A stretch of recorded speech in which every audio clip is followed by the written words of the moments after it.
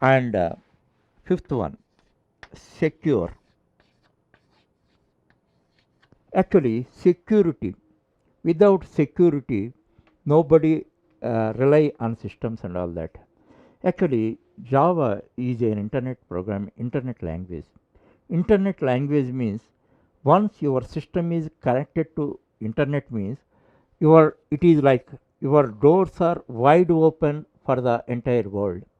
So always you will have virus threats, or otherwise your resources may be misused. All these problems are there and all that.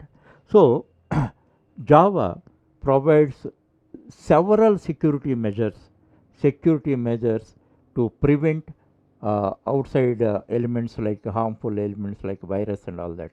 Many security measures it provides, and with each and every version, it enriches the security measures. In the previous topic, when I explained to that, in seventh version of Java, they introduced new security measures, and in eighth version of the Java, they strengthened the security measures which are provided by 7.0 version. In that way, time to time, it strengthens the security measures of the system. That's why systems are highly reliable one. Java programs are highly secured and reliable systems. And the sixth one, architecture neutral. This is also known as platform independent. There is a one phrase relating to Java: write once, run anywhere. That is simply known as ORA. Write, it is acronym of write once, run anywhere. That means once you develop a program and all that, a Java program, it can be run on any platform. Here, in this context, you have to understand the meaning of platform. Platform means the combination of CPU and operating system. The combination of CPU and operating system is called platform. Once you develop a Java program, a valid Java program, it can work on any platform. It may be Windows platform, or it may be Linux platform, or Unix platform, or any other platform. The same program can work. But as far as other languages like C, C++ and all that, this facility is not there. So you have to change the compiler depending on the platform and all that. So this feature is the greatest feature, and this is called architecture neutral or platform independent. This concept, in order to understand this thing, you should have uh, a, a detailed explanation. I am going to explain this concept in detail a little later. So here you understand that architecture neutral, or it is as a platform independent. It is done through write once and run anywhere. Once you develop a Java program, it can run on any Java platform and gives the same result. That you have to understand. Now, the seventh characteristic is portable. Portable means the portability of the Java programs. Portability means, in this context, you have to understand that once you develop a program, you should behave on all platforms in same manner and should give same result. Actually, this point we discussed here. This is platform independent through ORA, or write once and run anywhere. That is the basic reason uh, for the portability, and there is a mechanism behind it, how it can be achieved.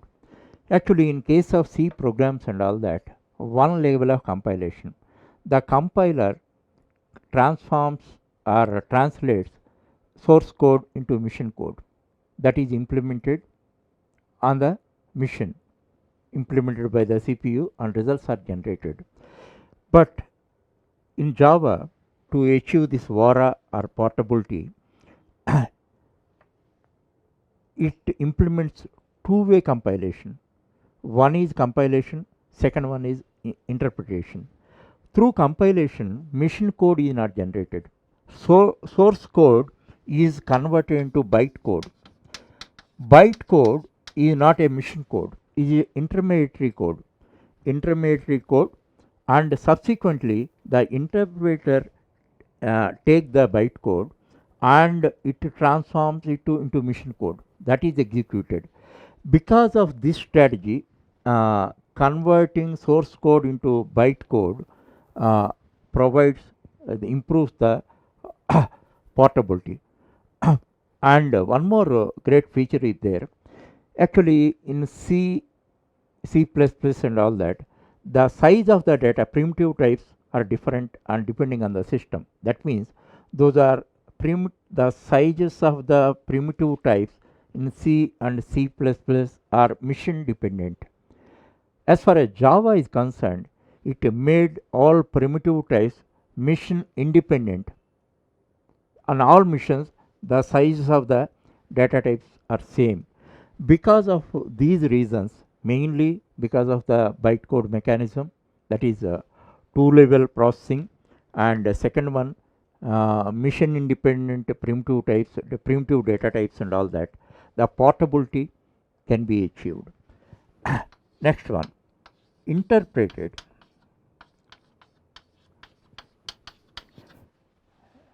As I am telling now, that is in C, C++ and all that, there is one stage of compilation.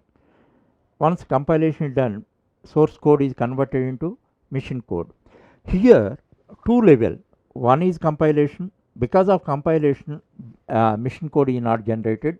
An intermediary code is developed that is called bytecode. And interpreter takes bytecode as the input and it translates it or transforms it into into mission code that is actually executed on the machine. Because of that, lot of benefits are there, and at runtime any errors are there and all that, they can be easily traced out, and at runtime any runtime errors are there, that means at the time of execution any errors are there and all that, those are traced out and those are reported. In this context, a simple example I give you, what are the runtime errors and all that. If you are a mathematics student, you may know that uh, the division by integer division by 0 is illegal, because mathematics does not define the integer division, for example 5 by 0. So the denominator should not be 0. Actually, we have defined a formula like this: a by b minus c. So we are giving different values to a, b, c. Suppose a's value is 1, uh, a's value is 1, b's value is 3, and c's value is 2. Then what happens? 1 by 1 by 1, the result is 1. Suppose by inheritance or by some reason if you give b's value 2 and c's value 2, then what happens? 1 by 0. This is unexpected. This is illegal because there is no definition for this. This is integer division by 0 is illegal. There is no definition for that in mathematics and all that. That's why this type of things may happen in such case and all that. At runtime, these type of errors are traced out, and the interpreter gives the simple report. It clearly defines what type of error is occurring there and all that. It reports. And ninth one is multi-threaded. Actually, this is when we discuss about operating system, I introduced one concept of multitasking. This is multi-threading is a synonym of multitasking. Actually, uh, Java Java uses the multitasking in the name of multi-threaded. In the multi-threaded system provides or improves the efficiency of the program. Actually, in this strategy, a program is dissected into units or modules or subtasks. So, actually, whole program is not executed at a time and all that, and these are given to different threads 1, 2, 3, 4, 5. So, here there are five subtasks 3, 4, 5. Then the entire program may be given to CPU and CPU will execute, but in such case there are many inefficiencies. Suppose the program is expecting some input from you, then the program should wait for you, wait for your inputs and all that. Then CPU should be idle. So that idle time can be utilized strategically to this strategy. So one program is divided into subtasks, and each subtask is given to a thread. So suppose this thread 1 is waiting for some inputs or some data, then CPU's time is idle, then the thread 2 can take the time. That means by that strategy, multi-threaded strategy, we can utilize CPU times without any idle time. By that, the execution time is uh, reduced. By that, efficiency of the program is increased. Program is executed faster. That is multi-threading. Multi-threading is a concept. It is almost a synonym for multitasking, and Java implements it in the name of multi-threading. It improves the efficiency of the program. Next, the 10th one, high performance.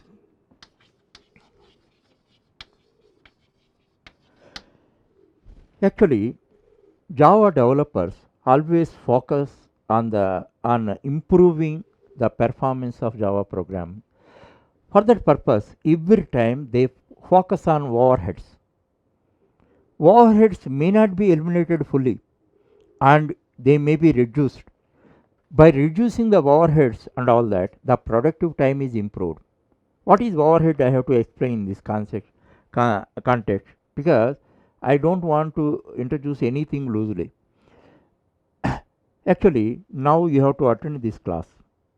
For this purpose, 1 hour for coming, 1 hour for going, you have to spend. Here I am conducting 2 hours class. For 2 hours class, it is a productive time. You are spending 2 more hours for coming 1 hour, for going to home another hour.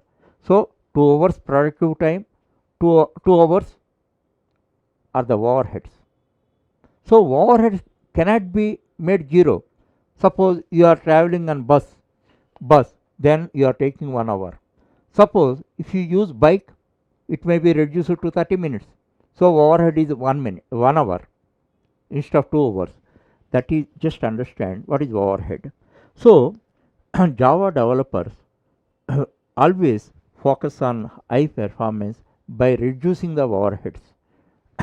And already I told you, this multi-threaded system, multi-threaded mechanism also is highly useful for reducing the overheads, or utilizing the CPU times uh, more dynamically, and improve the performance of the program. And 11th one, dynamic. Actually, it is Java is internet oriented programming language. So Java programs dynamically inquire whatever class is required and either new class or new methods, etc., and all the new components. It can send a query and inquire. If it is available and all that, dynamically it is connected to the program, and they can get the service. Suppose that is not provided, that is not available, whatever component Java program is expecting is not available, then program is aborted. That type of dynamic facilities are there. Java programs can make a query, and the component is available. Dynamically it can import and get the service of that. If it is not available, it can abort the program. In that way, many dynamic features also are incorporated. So I am giving a just a briefing about that. Once you enter into Java chapter zone, you can experience all these features practically. Till then, have a brief idea or outline idea.